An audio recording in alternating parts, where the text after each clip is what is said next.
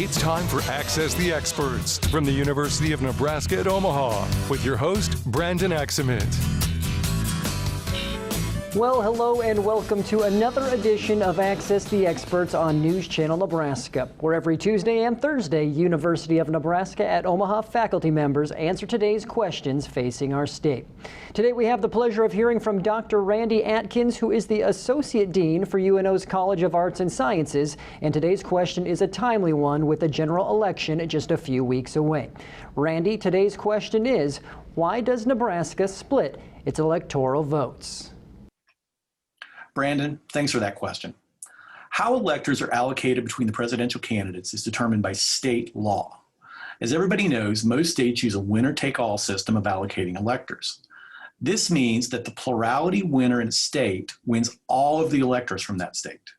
For example, the top candidate in California wins 55 electors. The top candidate in Texas wins 38. Now, Maine and Nebraska use a district plan for allocating electors. This means the plurality winner of each congressional district wins one elector, and the plurality winner of the state wins two additional electors. Supporters of this system say it fits Nebraska's political ethos. Party affiliation is supposed to take a backseat to Great Plains pragmatism.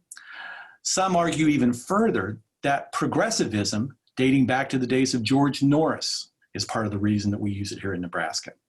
As you all know, Nebraska is the only state with a unicameral legislature where state senators may be partisans, but are not selected through a partisan primary process.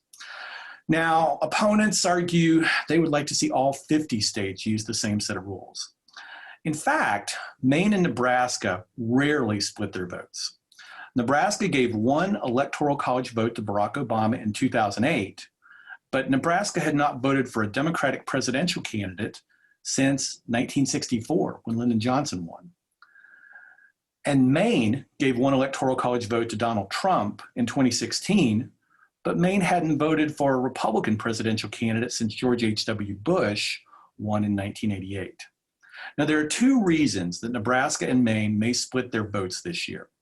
First, it's highly competitive this year, and it's conceivable that every electoral vote may matter. And second, right now the presidential campaign is awash in money. So both campaigns can afford a field operation. They can afford political advertising in a congressional district where they're likely to lose the remainder of the state. And Brandon, that's why Nebraska splits our electoral college votes. Well, thank you, Randy, for sharing your expertise on why Nebraska splits its electoral votes. Hopefully that gave our viewers at home a little more insight into why our state is unique in that regard. Well, for our viewers at home, do not forget that Access the Experts airs every Tuesday and Thursday at 6:46 a.m. and p.m. only on News Channel Nebraska. On our next edition of Access the Experts this Thursday, we will talk with Dr. Njoki Marumba about how Nebraskans should respond to a natural disaster, and this is most pertinent after we look back at the flooding in March of 2019. Also, if you have a question you want answered, go to newschannelnebraska.com and click on the Access the Experts link. Access the Experts, presented by the University of Nebraska at Omaha. If you have questions, submit them on our website. Then join us every Tuesday and Thursdays at 6:46 a.m. and p.m. while we answer your questions.